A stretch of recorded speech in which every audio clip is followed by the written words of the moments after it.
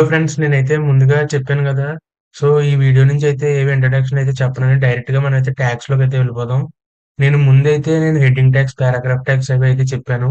So, ఈ వీడియోలో అయితే ఇంకొన్ని ట్యాగ్స్ అయితే చూద్దాం. సో, ఈ ట్యాగ్స్‌నైతే ఫార్మాటింగ్ టెక్స్ట్ అంటారు. సో, ఈ ఫార్మాటింగ్ టెక్స్ట్‌లో ఏవేవి ట్యాగ్స్ అయితే ఇంక్లూడ్ అయ్యి ఉంటాయో అవన్నీ అయితే ఈ వీడియోలో కవర్ చేస్తా.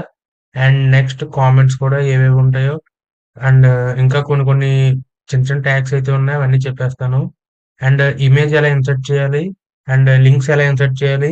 మన వెబ్‌సైట్‌లో అని చెప్పైతే ఈ వీడియోలో అయితే కవర్ చేయబోతున్నాను నేను. So, let's start friends. ముందుగా మీరైతే వీఎస్ కోడ్ అయితే ఓపెన్ చేసుకోండి. నేనైతే ఆల్రెడీ నా దగ్గర వీఎస్ కోడ్ ఉంది కదా! సో, అదే నేనైతే ఓపెన్ చేసుకుంటున్నాను. నేను ఆల్రెడీ నిన్న మీకు ఎక్స్‌ప్లెయిన్ చేశాను కదా! సో, అందులోనైతే నేను మళ్ళీ వీఎస్ కోడ్ అయితే ఓపెన్ చేశా. సేమ్ అదే ఫైలు. సో, ఇప్పుడైతే నేను అక్కడి నుంచి ఎక్స్‌ప్లెయిన్ చేయడం అయితే కంటిన్యూ చేస్తాను. సో, మీరు కూడా ఇవి ఒకసారి చూస్తే మీకు రివిజన్ అయినట్టు కూడా ఉంటదని చెప్పి ఇంక ఈ ఫైల్‌లోనే కంటిన్యూ చేసి చెప్పేస్తున్నా. సో, ముందుగా మనమైతే ఫార్మాటింగ్ టెక్స్ట్‌లో అయితే ఈ బోల్డ్, ఇటాలిక్ కూడా ఫార్మాటింగ్ టెక్స్ట్‌లోకి వస్తాయి. ఈ 4 ట్యాగ్స్ కూడా. నేను నిన్నే చెప్పేసాను ఇవి. సో, ఇంకా కొన్ని ట్యాగ్స్ అయితే ఉన్నాయి ఫార్మాటింగ్ టెక్స్ట్స్. సో, ఆ ట్యాగ్స్ ఏంటో చెప్తాను. ముందుగా అయితే మనం స్ట్రాంగ్ ట్యాగ్ అనేది అయితే ఉంటది. సో, ఈ స్ట్రాంగ్ అనేది ఏంటంటే నథింగ్ బట్ బోల్డ్ లాగా ఇది కూడా. సో, ఈ స్ట్రాంగ్ ట్యాగ్ అనేది బోల్డ్ అక్షరాల్లోనే కనబడతది. మనం ఏం రాసినామో. సో, ఒకసారయితే మీకు ప్రివ్యూ అయితే చూపెడతా. సో, ఇక్కడ మనమైతే సీఏ క్లాసెస్ అని అయితే రాద్దాం. అంటే చూడండి. ఇప్పుడు సీఏ క్లాసెస్ అని అయితే రాసాం గదా! సో, ఇది కూడా సేమ్ బోల్డ్ అక్షరాల్లోనే కనబడింది. సో, చూసారు గదా! సో, అలాగా ఇప్పుడు నెక్స్ట్ ఎంఫసైజ్ అని అయితే ఉంది. So, EM tag. So, EM tag అనేది కూడా మన టెక్స్ట్‌నయితే ఎంఫసైజ్ చేస్తది. ఎంఫసైజ్. సో, ఎంఫసైజ్ అని అయితే ఉంది కదా ఇక్కడ. సో, ఈ ఎంఫసైజ్ ఏంటంటే సేమ్ ఇటాలిక్ లాగే. కాకపోతే మన టెక్స్ట్‌ని కొద్దిగా హైలైట్ చేయడానికి. సో, ఇవైతే మన టెక్స్ట్స్‌లో అది కూడా అయితే మనం ఎక్కువ వాడుతూ ఉంటాం. అంటే మనం ఎక్కువ పారాగ్రాఫ్స్ అయ్యి రాసినప్పుడు, లేదంటే ఏదైనా ఒక బుక్ రాసినప్పుడు, సో, మన టెక్స్ట్ హైలైట్ అవ్వాలంటే ఈ ఎంఫసైజ్ అనేది అయితే వాడతాం మనం. సో, ఇక్కడ నేను బీఆర్ ట్యాగ్ అయితే ఇస్తున్నాను మీకు కొద్దిగా క్లియర్‌గా ఉండాలని చెప్పి. సో, ఈఎం ట్యాగ్ అనేది ఎంఫసైజ్. మీరు పక్కనే ప్రాక్టీస్ చేస్తూ ఉంటే మీకు కూడా కొద్దిగా క్లారిటీ అయితే వస్తది. సో, ప్రాక్టీస్ చేయడానికైతే ట్రై చేయండి స్ప్లిట్ స్క్రీన్ చేసుకొని. సో, స్ప్లిట్ స్క్రీన్ అంటే ఏం లేదు. ఇక్కడ ఇలా ఉంది కదా! సో, ఇలాగైతే స్ప్లిట్ స్క్రీన్ అయితే తీసుకుంటే మీకు ఇలా 2 పార్ట్స్ కింద అయితే వస్తది. ఇక్కడ వీడియో ప్లే చేస్తూనే మీరు ఇక్కడ ఇలా ప్రాక్టీస్ అయితే అవ్వచ్చు. అండ్ నెక్స్ట్ ట్యాగ్ వచ్చేసి మనం mark tag. Mark. So, mark అంటే మన రాసింది మనకైతే హైలైట్ చేస్తది. సో, చూసారు కదా! ఇలా హైలైట్ అవుతుంది మనకి. ఇక్కడైతే కలర్ మార్చడానికైతే ఇప్పుడు నేనైతే చెప్పట్లేదు. డైరెక్ట్ మార్క్ అంటే ఇలా హైలైట్ చేస్తదనేది చెప్తాను. ఈ స్టైలింగ్ అది అంతా నేను సీఎస్ఎస్‌లో అయితే కవర్ చేస్తాను మీకు. సో, ఇప్పుడైతే ఈ 3 టైప్స్ అయితే చూసారు కదా! నెక్స్ట్ వచ్చేసి స్మాల్, బిగ్. ఇవైతే మాక్సిమం ఎవరు వాడరు. కాకపోతే స్మాల్, బిగ్ అనేది ఏంటంటే రిలేటివ్‌గా మన అక్షరాలు కొద్దిగా బిగ్‌గా, స్మాల్‌గా అయితే కనబడుతుంటాయి అంతే. ఇవైతే మాక్సిమం ఎవరు వాడరు. సో, కానీ మీకు ఒకసారి చూపెడతా. మనమైతే టెక్స్ట్ సైజ్, ఫాంట్ సైజ్ అయితే ఉంటది కదా! అందులోనే మనమైతే చేసుకోవచ్చు. చూసారు కదా! ఇది స్మాల్ టెక్స్ట్ కొద్దిగా. అండ్ బిగ్ టెక్స్ట్ కూడా కొద్దిగా దీనికన్నా కొద్దిగా పెద్దదొస్తది అంతే.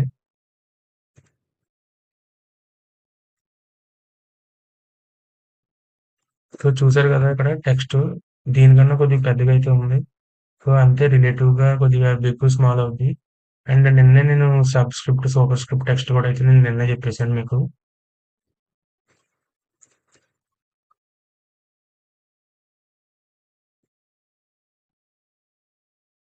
సో, మనకైతే నెక్స్ట్ డిలీట్ ట్యాగ్ అయితే చూద్దాం.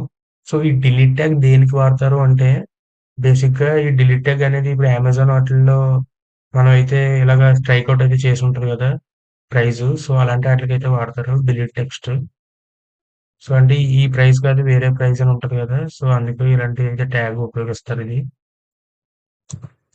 ఇది గూడా మీ వెబ్‌సైట్ ఏదన్నా కామర్స్ వెబ్‌సైట్ అది తయారు చేసినప్పుడైతే ఇలాంటి ట్యాగ్స్ అయితే వాడుకోవచ్చు మీరు. సో, మీరైతే వర్డ్‌ప్రెస్ అయితే ఒరిజినల్ వెబ్‌సైట్ క్రియేట్ చేయాలంటే వర్డ్‌ప్రెస్ వాడాలి. సో, దాని గురించి అయితే నేను ఇంకా ముందు ముందు చెప్తాను. అండ్ నెక్స్ట్ వచ్చేసి మనం ఇన్సర్ట్ టెక్స్ట్ వచ్చేసి మనం ఏదైనా ఒక పారాగ్రాఫ్‌లో ఒకటి హైలైట్ చేసి దాన్ని అండర్‌లైన్ చేయడానికైతే ఇది ఇన్సర్ట్ ట్యాగ్ అయితే వాడతారు. సో, ఇన్సర్ట్ టెక్స్ట్ ఇది. చూసారు కదా! ఇలా అండర్‌లైన్ కింద అయితే ఇలా కనబడుతుంది మనకి. ఇదైతే ఏదన్నా ఒక పెద్ద పారాగ్రాఫ్‌లో ఇది కొద్దిగా హైలైట్ అవ్వాలంటే ఇలా చేస్తారు. సో, ఇలా కాదు డైరెక్ట్ ఓన్లీ అండర్‌లైనే కావాలి ఇంత గుర్తుపెట్టుకోవాలంటే యూ ట్యాగ్ జస్ట్ ఇదైతే అండర్‌లైన్ చేస్తారు ట్యాగ్ అంతే. సో, చూసారు కదా! యూ ట్యాగ్ అనేదైతే టెక్స్ట్‌నైతే ఇలాగా అండర్‌లైన్ చేస్తది. Just underline. ఇన్సర్ట్‌కి, అండర్‌లైన్‌కి పెద్ద తేడా ఏం లేదు చూసారు కదా!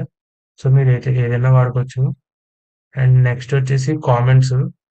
సో, కామెంట్ ఎలా చేయాలనైతే మీకు తెలియాలి కదండీ! ఇప్పుడు పైథాన్‌లో కూడా మనం కామెంట్స్ అవి చేస్తాం. సో, ఇందులో కామెంట్ ఏంటంటే కంట్రోల్ స్లాష్ అయితే నొక్కండి. అప్పుడు ఇలాగైతే వచ్చేస్తుంది.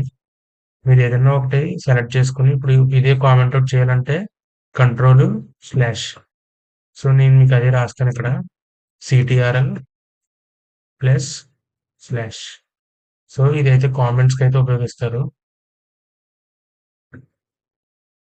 ఇప్పుడు అన్‌కామెంట్ చేయాలన్నా మళ్ళీ అదే నొక్కాలి. సో, చూసారు కదా! అన్‌కామెంట్ చేయాలన్నా, కామెంట్ ఔట్ చేయాలన్నా కంట్రోల్ ప్లస్ స్లాష్ అయితే మనమైతే ఆహ్, టైప్ చేయాలి. సో, ఇదైతే ప్రాసెస్ ఈజీగానే ఉంది కదా!